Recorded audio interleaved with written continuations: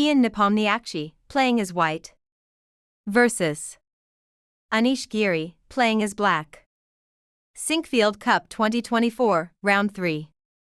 Nepomniachtchi took a big risk in a line of the Nimzo-Indian he stressed he wasn't an expert in, and it paid off.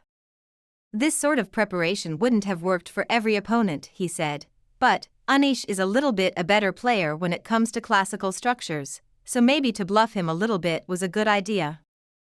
Nepomniachtchi defeats Anish Giri, a wild tactical battle. d4. Knight f6. c4. e6. Knight c3. Bishop b4.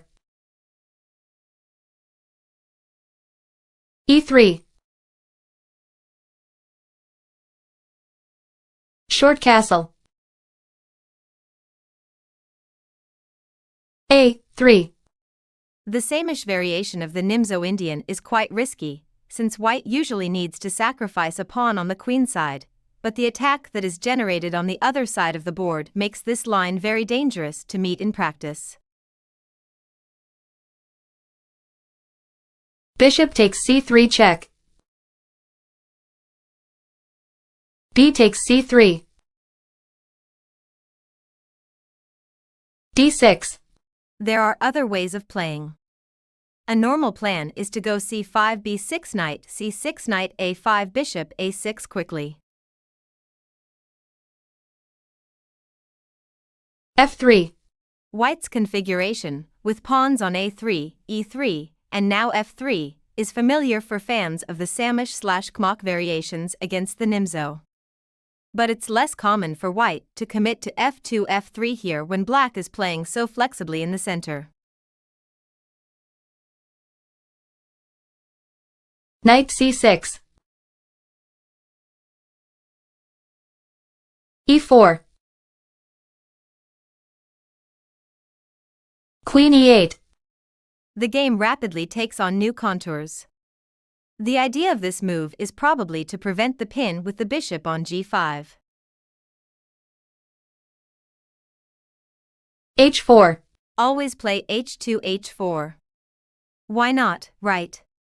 White has not developed a single piece, but the relative stability of the center mostly justifies such an approach. Played after a long thought. This is a plan that was prepared in a similar position, and Nepomniachtchi must have been checking the differences with the queen on e8 and not the knight on d7. b6. Nepomniachtchi was nervous, with good reason, about knight h5, followed by f5. h5. Bishop a6. Rook a2. A similar plan to the one used by Ding Liren in a famous game of the last World Championship match against Nepomniachtchi. Knight a5. g4. The rook is ready to join the attack. Nepomniachtchi said he had looked at this position with the queen on d8.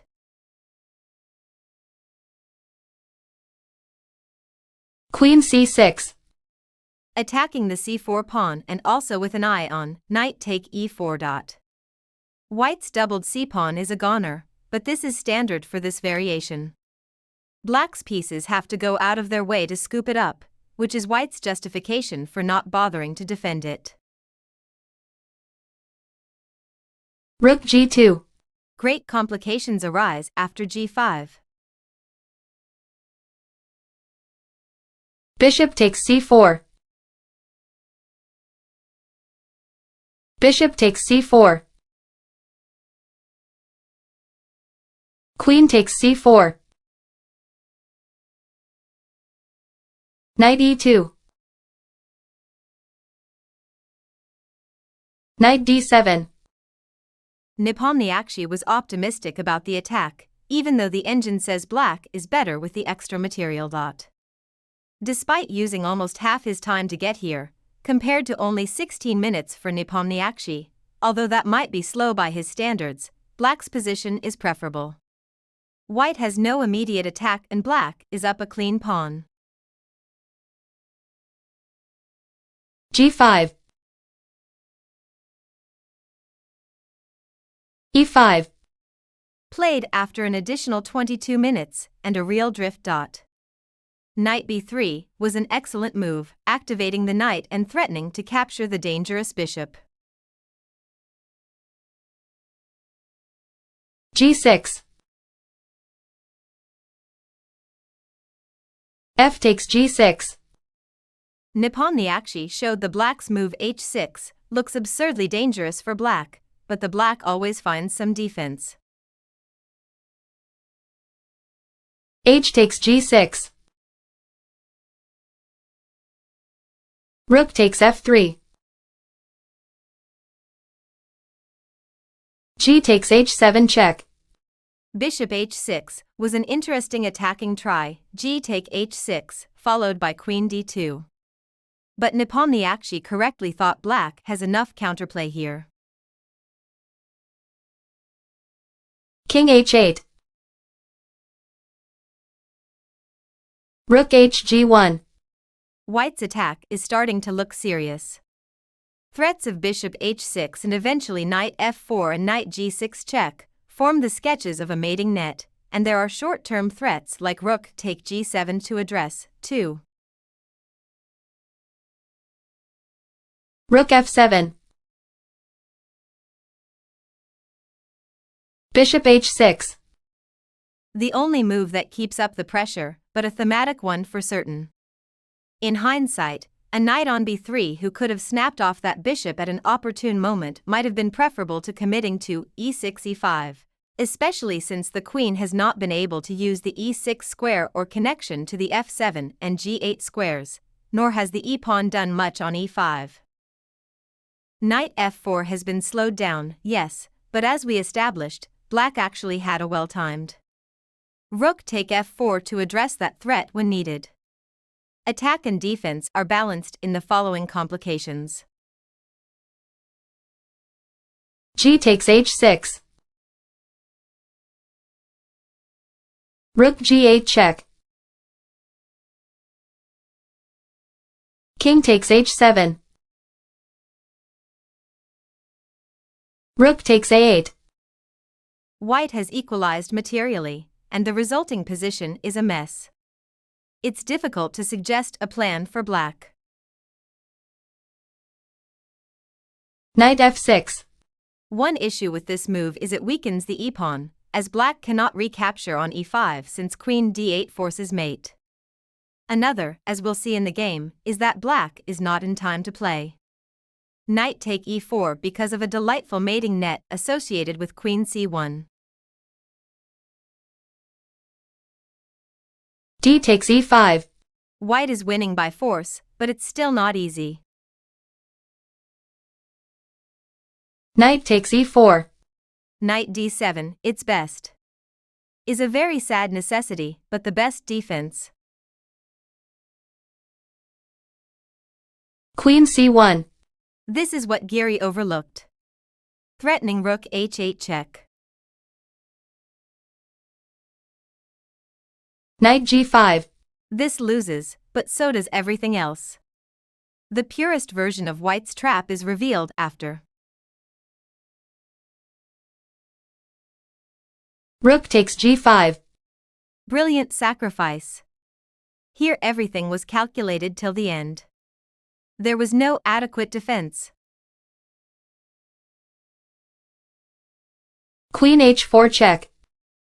If h take g5, queen take g5 and the king hunt begins. Rook g3. Queen h1 check. Rook g1. Queen takes a8. Black regains material, but it's too late.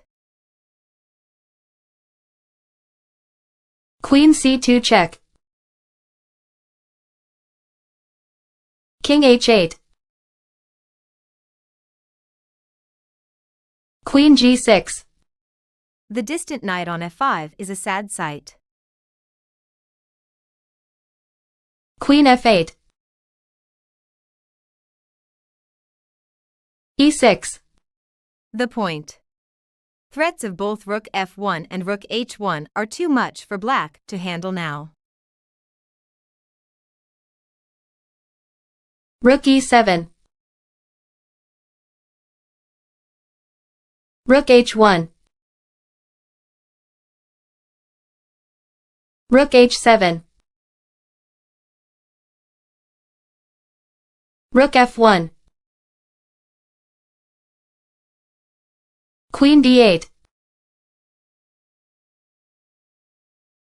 Rook f7. Great move. Mate is forced from here. Rook takes f7. E takes f7. Queen f8.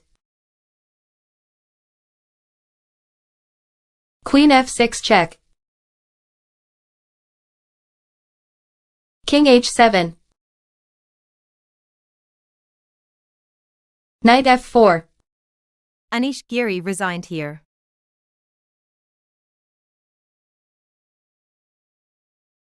Thank you for watching the video. Please like, share, and subscribe.